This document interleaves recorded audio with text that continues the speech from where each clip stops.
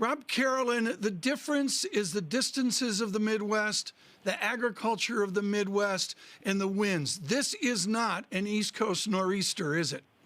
No, this is a piece of the polar vortex, Tom, that dropped down over the Dakotas, Minnesota, and Montana last week and produced temperatures as cold as 35 below.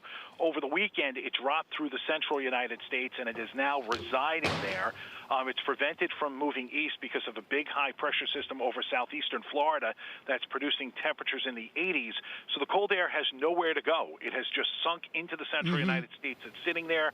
Temperatures this morning are in the single digits in the Texas Panhandle, around 0 this morning in Dallas, near 20 in Houston, and even down towards Brownsville, it's 20 to 25. Right. Yesterday, the entire state of Texas was under a winter storm warning.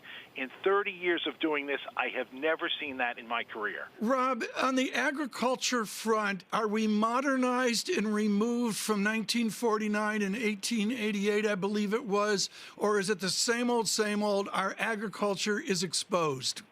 Well, agriculture is exposed, Tom, but not as much as in the past. In 1989, we had a cold outbreak through the central United States, almost as bad as this in December. So that did teach some lessons, but unfortunately, you can only prepare so much. Yesterday, temperatures in central Nebraska were 33 degrees below zero. That wasn't the wind chill, that's the air temperature. And this morning, folks are waking up across Oklahoma and Kansas to temperatures generally between 15 and 25 below.